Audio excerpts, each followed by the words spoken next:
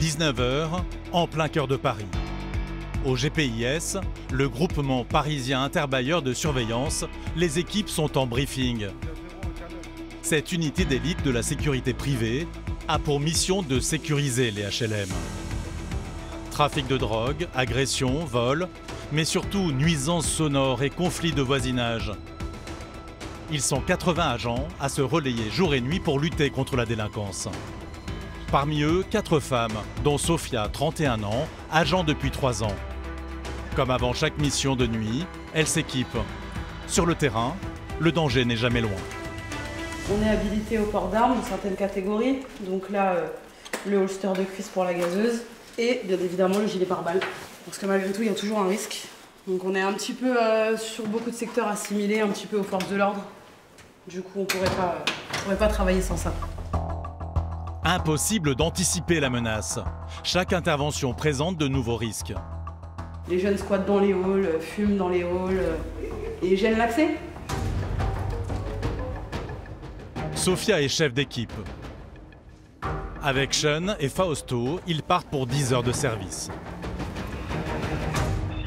Leur secteur s'étend du 10e au 20e arrondissement de la capitale et ils doivent s'attendre à tout. Il y a des secteurs où on est vu exactement de la même manière que la police. Voilà, on porte un uniforme, on représente l'autorité, donc on est un problème. Il y a d'autres endroits où ils préfèrent avoir affaire à nous qu'à la police. Et il y a des endroits où on nous dit, c'est leur phrase favorite, hein, vous avez raté l'école de police, donc ils veulent pas nous parler.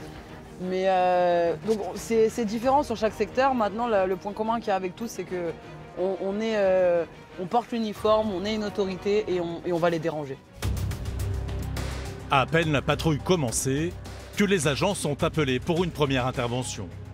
Des locataires se sont plaints de la présence de squatteurs devant leur porte. Cris, détritus, fumée de cigarettes, les nuisances sont nombreuses. Vous restez en bas ? Il y avait 6 mecs qui étaient là, ils sont sur le côté là. On ira faire la vérif après si tu veux. Nous on monte. Cet immeuble du 11e arrondissement, le GPIS a malheureusement l'habitude d'y intervenir. Ici c'est un secteur en renforcé, donc ce qui veut dire qu'on vient obligatoirement avec 2 équipages. Rapport à des faits qui se sont produits, des rixes sur le secteur hier soir. On y va ? Du coup, à 2 équipages, on a un équipage qui reste en bas en sécurisation et nous on monte pour faire l'éviction si individu il y a. On vérifie quand même. Là, individu.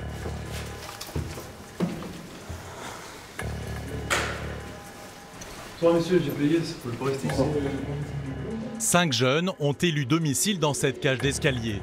Les habitants du HLM n'en peuvent plus. Mais par peur des représailles, ils n'osent pas intervenir eux-mêmes. Ce soir, aucun d'eux n'ouvre sa porte. Ça monte. Ça monte. Les gars, vous pouvez redescendre. Hein. 4 ou 5 qui montent. Ouais, on y va. À l'arrivée de Sophia et ses collègues, certains ont fui. S'engage maintenant un jeu de cache-cache. On va vérifier au fond, là, au fond du couloir. Mais dans ce labyrinthe de couloirs, les jeunes squatteurs ont une longueur d'avance.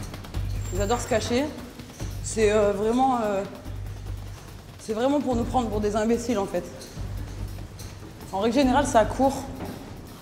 Là, ils ont pensé être discrets, mais on les a vus. Puis au final, ça sert à rien, hein, parce que bon... nous, on est juste là pour les faire sortir. Alors qu'ils se cachent ou qu'ils se cachent pas, ça changera rien. C'est bon ? Okay. Sur les murs de cet immeuble, les squatteurs semblent avoir marqué leur territoire. Des dégradations inacceptables que sont obligées de subir les familles logées ici. Là, trace de squat partout. Ici, c'est habituel. Voilà, entre les messages d'amour et les souillures, voilà, c'est le quotidien des locataires. Hein. Là, on a leur porte-gobelet là-haut, c'est habituel. Ici, on intervient tous les soirs. Il n'y a pas un soir où on n'intervient pas. Et on intervient des fois plusieurs fois par soir. T'en as combien qui sont descendus ? 5 par les escaliers et 3 par l'ascenseur. Ok, c'est ça. Les squatteurs ont quitté l'immeuble. Ils narguent les agents du GPIS dans la rue. Sean, reste là. Et pour cause, ils ne peuvent rien faire ici. Là déjà on est sur voie publique, sur le trottoir, donc on n'a aucune autorité. Et ils le savent très bien, ils connaissent exactement les limites du patrimoine. Donc voilà, on est un peu pieds et poings liés sur ce genre d'endroit. Les jeunes enchaînent les provocations. Ils font leur cinéma, ça insulte beaucoup, ça menace, en espérant qu'on démarre. Sachant qu'on ne démarre pas, nous. On se défend, mais on ne démarre pas. Donc là, c'est des insultes, c'est habituel. Il faut montrer qu'ici, c'est des gangsters. Ne s'en est pas.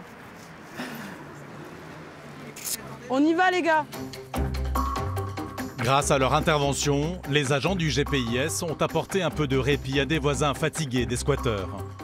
En moyenne, ces spécialistes de la lutte contre la délinquance procèdent à 130 interventions par nuit. Et les expulsions des parties communes constituent la majorité de leur mission. Ils sont régulièrement confrontés à des squatteurs violents. Les plus agressifs, ce sont ceux sous l'emprise de drogue. Steve et son équipe viennent d'être appelés par un locataire épuisé. Chaque jour, des toxicomanes se droguent sur son palier. Regardez, ils m'ont laissé une bouteille d'eau avec l'ascenseur rempli d'eau. Ça arrive souvent, ça? Ça arrive souvent, c'est tous les jours. Et c'est toujours les mêmes? C'est toujours les mêmes personnes. Un black, une blanche. Et vous appelez souvent le GPIS pour ça? J'ai appelé cette nuit, je l'ai appelé en début de semaine. J'en ai eu marre parce que j'avais la télé qui était même pas à 15. J'entendais pas la télé. Vous avez essayé de leur parler directement? Je parle pas avec les toxiques. Vous savez, une seringue s'est vite mis sur quelqu'un. Des toxicomanes qui n'ont aucun respect pour ces appartements et leurs habitants. La bouffe et tout. T'as gobelet, dosette de café. Puis au sol, ouais, c'est dégueulasse. T'as toujours l'assiette en haut? La dame, elle l'a récupérée. Et c'est tous les jours. Parce que c'est une de vos voisines du dernier palier qui lui donne à manger. Et là, sur le côté, il y avait des produits sup. Ils ont consommé. En tout cas, dès l'instant qu'ils reviennent, n'intervenez pas à rappeler nous. Même si vous intervenez, vous allez quoi? Les sortir? On les sort. S'ils sont Vous les sortez, mais S'ils sont agités, ils finissent au poste. avec un coup de batte de baseball. Et il n'y a que comme ça. Dans nos quartiers, ici, on paye un loyer, on veut être tranquille. Nous, la porte à l'abîmer, c'est sur nos frais de charge. C'est vrai que des locataires accédés comme vous êtes, on en voit de plus en plus et c'est vrai que ce phénomène arrive. Moi, je ne l'ai pas secoué. J'ai juste fait peur. J'ai fait. Maintenant, tu prends tes affaires, tu t'en vas tout de suite. C'est pour ça que je vous dis, avant d'en arriver là, n'hésitez pas à nous appeler. Il va falloir venir tous les jours. Eh ben, on viendra tous les jours, il n'y a aucun problème. On est là pour ça, monsieur, on est là pour vous. On est là pour régler ce genre de problème-là, pour vous éviter à le faire. Vous avez juste à rester chez vous, nous appeler, nous on fera le nécessaire. Si on doit venir 10 à 15 fois dans la nuit, on viendra 10 à 15 fois dans la nuit. Bonne soirée à vous. Rassurer les locataires, c'est aussi une des missions de ces agents. Chaque soir, le GPIS reçoit environ 200 appels. Si à Paris, ces agents de sécurité privée mènent de front les guerres de voisinage, ailleurs en France, c'est encore aux forces de l'ordre de prendre en charge ces conflits.